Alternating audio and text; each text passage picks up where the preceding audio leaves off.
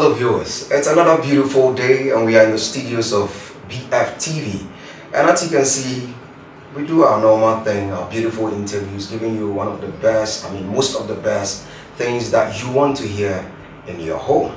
And today we have a very great personality in the studio with us. Way back 15 years ago, we got to hear about GhanaInFrance.com. The question here is, what's the work that they do? What is their work? What is all this thing about? We got even to hear about a particular name, that is Patrick Kwame Sapon Dumorin. Who knows him? You know him? Today we have that great man in the studio with us. The CEO, the founder, the president of GhanaInFrance.com. Mr. Patrick Kwame Sapon Dumorin. Welcome to the studio, sir. Thank you, sir. Mr. Kwame, can you tell us about yourself and what you do? Yeah, Kwame Sapon Dumorin. As we all know, Kwame is Saturday born. So I'm like Kwame Nkrumah. So more patriotic, you know. I've lived in France for more than 22 years. So, like you said, I am the founder of GhanaInFrance.com, a website we created especially for the Ghanaian community in France. We use it to promote Ghana.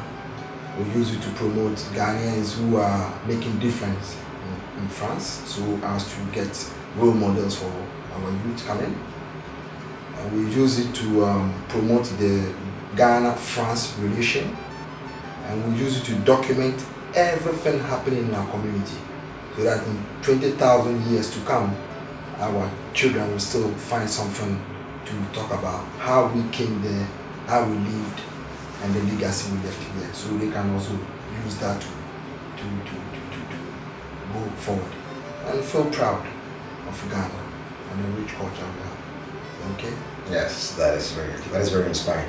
All right, so what really inspired you to, let's say, GhanaInFrance.com?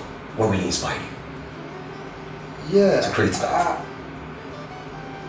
I was born in Ghana, okay?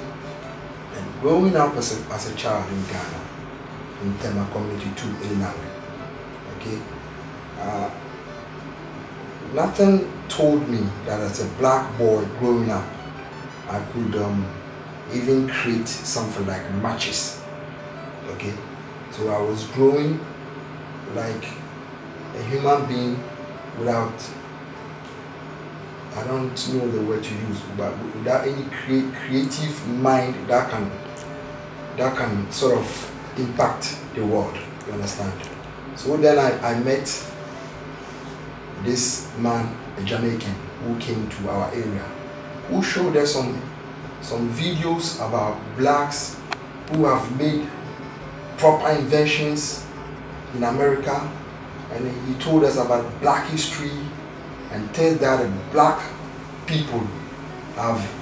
Like, it's like everything we see on this earth, like in this world today, all the inventions started from Africa. So since then, it gave me that sort of confidence, you understand? So when I arrived in France, I went through stowaway, okay? I worked in a ship. So while the ship was going away, that was in the 1994, 94, 95, okay? So while the ship was going away, I went with it. But by then we all know how Ghana was, you know? Life wasn't that easy, you know? Not like today, where Ghana is more open. But when I got to France, then I saw the Ghanaian community growing. A small community with a lot of nananum, but then we had people who have already started some social gatherings. When somebody dies, funeral, when the baby comes, outdoor and stuff like that. But I found something very interesting. It was like the youth were not proud to say they were Ghanaians. Like when you meet when we go out and they ask you where you from, instead of saying I'm a Ghanaian, I was very shocked the first time I saw that. I was like, what's wrong? why this boy born here is not proud to say that I'm a Ghanaian. You understand? There's a whole story behind that we cannot talk about here. Okay. Then I said no. Something has to be done about this.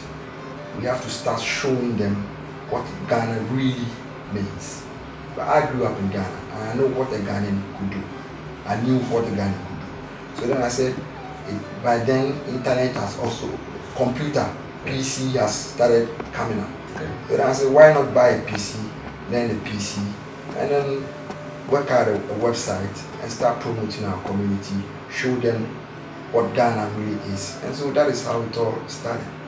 Nice. All right, a proud Ghanaian you are. Thank you so much for helping those in France. Really appreciate that. My viewers out there would like to know. They know that let's say you are in Ghana, you are in France. Okay, you live in France. Why are you in Ghana? GhanaInFrance.com, our main sponsor is Brazos Airlines. So Brazos Airlines partnered with Mrs. Joanna Svanikia Donko, okay, who happens to be the former ambassador of Ghana to France. So she organized this Ghana at 60, okay, African Diaspora Homecoming Conference. Okay, so since Brazos Airlines was one of the major sponsors, then they told me, look, if something of this sort is going on in Ghana, we find it interesting or wise for you to be there. So they said go. So I am here because Ghana is 60 years. If we look way back in 1957 till date 2017, Ghana is 60 years old. So far, what can you say about our achievement? See, Ghana is coming from a long way, you know. As I grow up and get into the history of Ghana well, then I begin to understand that if Ghana had a proper democratic way of governing or governance, would have been very far, because it is not long ago that I got to understand why we had atomic. Okay, this when I went outside, then I got to understand what nuclear energy is doing for France, a country like France, where you never experienced doing so. Then I got to understand where Kwame Nkrumah was trying to take our country. You understand? Now it is rather unfortunate. A lot of things happened. Successive coup d'etats, okay, that destabilized our country for so long. Thanks to Ghana people, make you wake up, make you fight for our rights. You know that song? Yeah. We don't go sit down, make the test every day. Yeah. Thanks to President Jerry John Rawlings, who at the time he said, it's okay, I'm done, let's go the other way, which is democracy. Okay. Yeah. So if you ask me the achievements, I think the main most important thing to me in Ghana now, when I look down from within these 60 years, is this democracy and peace we are enjoying in Ghana. I know every country has its, you know, you understand, it can never be 100% right, yeah. But I believe in Ghana, we will surely be there. Right. Mr. Dumorin, so far, what are your expectations? 60 years, Ghana. There is this problem that is dear to me, okay? When we were growing up, we had space to play around, okay?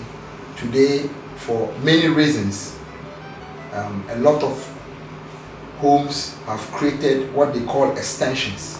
They build where they're not supposed to build. they build where, and when it rains, water that falls has no gutters to take the water into proper places so it can, you understand? Yeah. Today all the spaces where we used to play are closed up, so the children have no place to play. When they go to school and they come, all they have to do is go to the room. So I call it living like rats in a beautiful place where we could leave spaces for children to play, for people to just sit down and relax.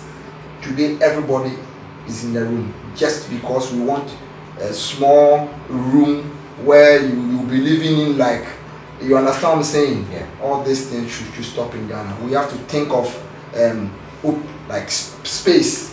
We have to live with space. Create space freely. Thank you. We have to get space for the children to run. It's very important. Okay. So more playgrounds. That's it. You understand? And stop all this extension all over Ghana. Alright viewers, so you heard all for yourself from Mr. Patrick Sapon Dumorin. That is the CEO of GhanaInFrance.com. He has been able to create something by himself. So when he's talking about invention and helping Ghana, he can really say something. The question here is, what have you done so far for Ghana, our motherland? Do we expect the president, do we expect the politicians to come put money in our pockets before we say we have to go buy something with it and eat? Come on, we can do it ourselves. Let's try do something, let's try create something for Ghana, our motherland. Put on that courageable jacket. At its best, you've been created. You have all the best things in this world. Everything is within. Just bring it out and be free and live as a child of Ghana.